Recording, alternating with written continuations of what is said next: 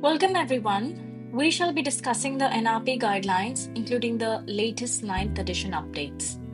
Perinatal asphyxia remains a critical challenge, contributing to approximately 20% of neonatal mortality. The Neonatal Resuscitation Program is the most effective evidence-based tool to reduce this mortality and improve long-term outcomes.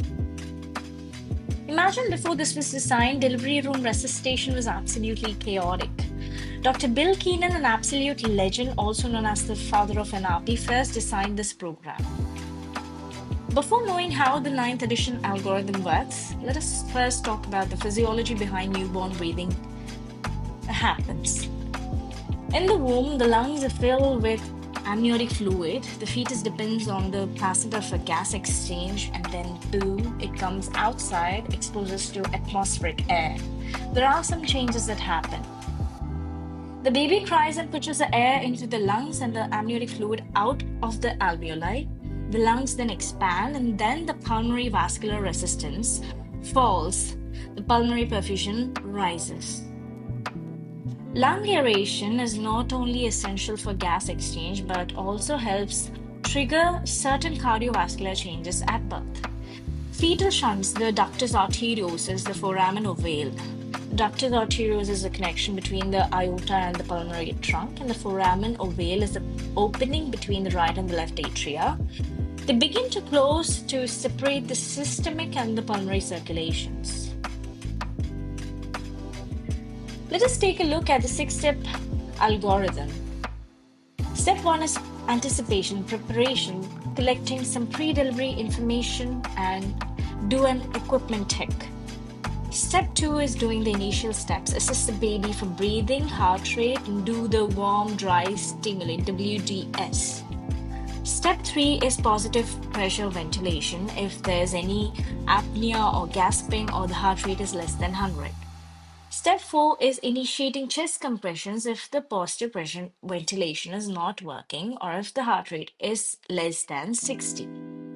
Step 5 is giving medication for if there's any failure of positive pressure ventilation or chest compressions. Usually it is given with adrenaline via the umbilical venous line if the heart rate is less than 60 despite coordinated chest compressions.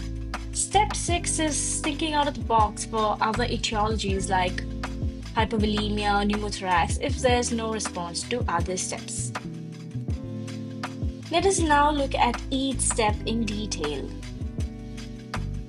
Step 1 is anticipation and preparedness. The 9th edition meticulously emphasizes on this step. Start the step with 4 pre-delivery questions. What is the gestational age? Is the baby preterm or term? Is the amniotic fluid clear, or is any meconium staining of amniotic fluid is present? Are there any additional risk factors like maternal diabetes, maternal hypertension, and finally, what is the umbilical cord management plan? That is, should we do an early cord clamping or delayed cord clamping? Next, conduct a deep team briefing to assign roles and perform a meticulous equipment check. Ensure that the ambu bag is functioning. Check for the proper seal, the hissing sound of the pop-off valve, and an instant recoil because newborn lungs are extremely delicate. Confirm there is a laryngoscope and correct mask sizes available, which is 0 for preterm and 1 for term, and that your suction apparatus and oxygen sources are ready, including the newborn pulse oximeter. Step 2 is doing the initial steps and going ahead with the cord management. For that, we have to first assess the newborn for the gestational age, for the tone, for the breathing and crying. If the newborn is breathing well, then we go ahead with the routine care. We do a delayed cord clamping, which is more than 60 seconds. Do a skin-to-skin contact on the mother's abdomen. Dry cover and initiate breastfeeding with 0 separation. But if the baby is not breathing well, then we have to do the initial step. We have to do an immediate cord clamping, shift the baby to the warmer and do dry stimulate, and keep the baby in sniffing position with the help of a roll under the shoulder and suction the mouth followed by the nose. This prevents aspiration. What about the presence of meconium staining of amniotic fluid? How are we going to proceed? So the presence of MSAF does not alter the routine initial steps. That means even if there's MSAF, we have to do initial steps first. Intubation for routine tracheal suctioning in non-vigorous MSAF babies is no longer recommended. We definitely have to do initial steps. At the moment of birth, the 9th edition guidelines now explicitly require you to initiate your cord management plan within the first minute, the critical 60 seconds, also called as the golden minute. Why is suctioning not recommended? Because it causes 2 times more trauma, it damages the vocal cords, and it can also stimulate the vagus nerve. So routine suctioning is no longer recommended.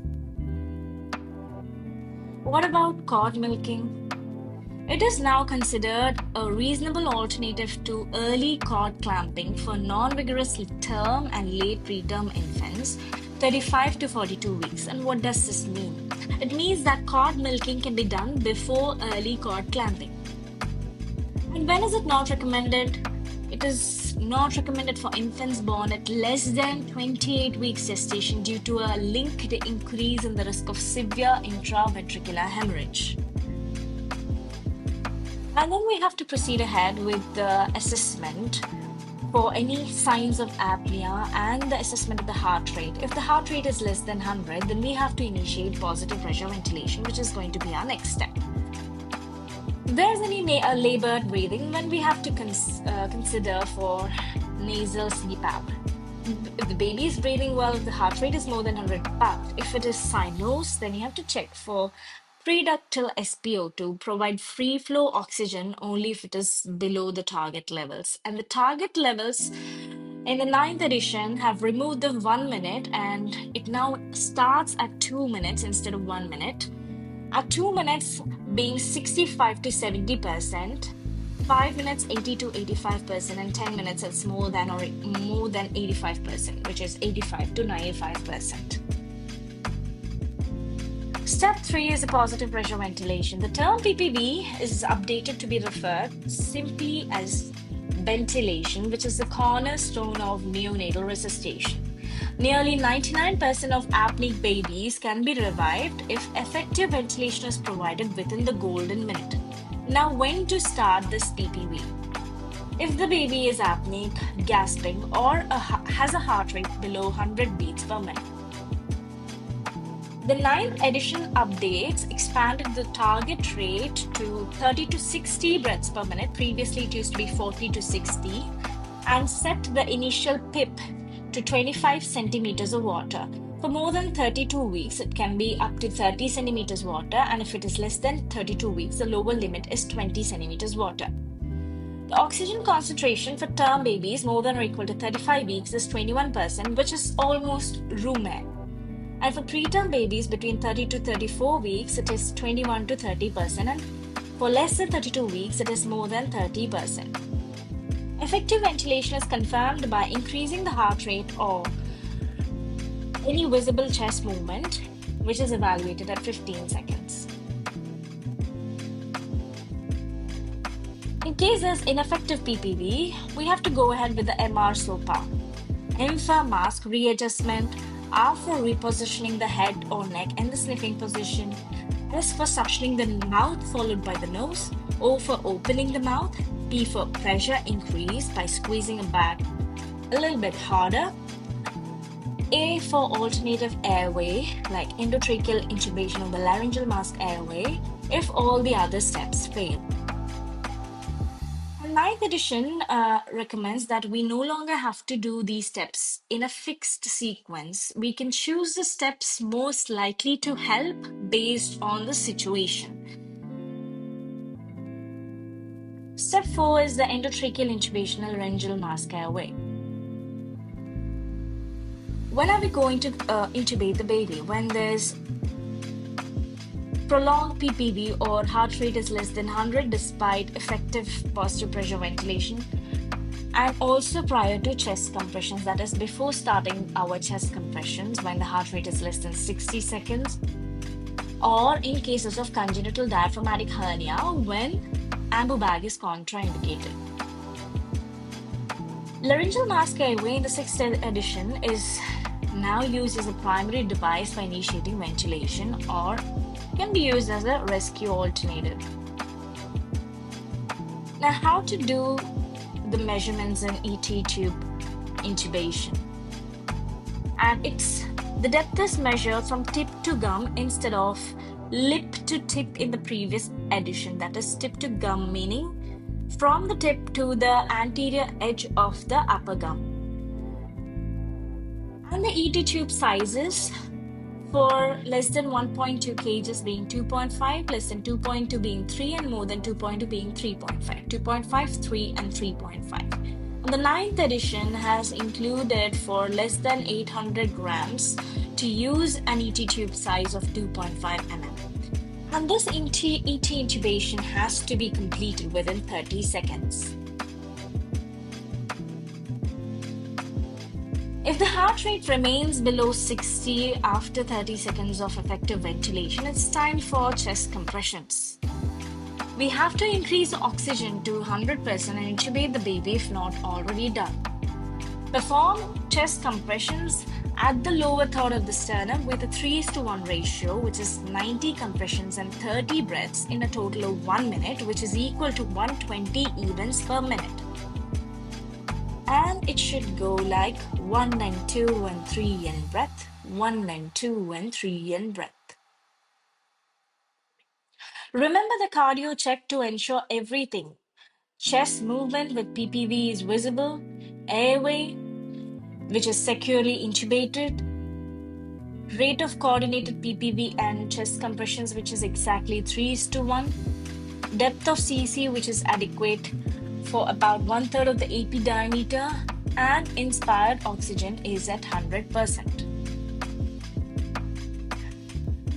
We proceed with medications and vascular access. We have to secure an umbilical venous line, which is the preferred access, with the help of a 3.5 to 5 French catheter, 2 to 4 centimeters until free backflow of blood occurs.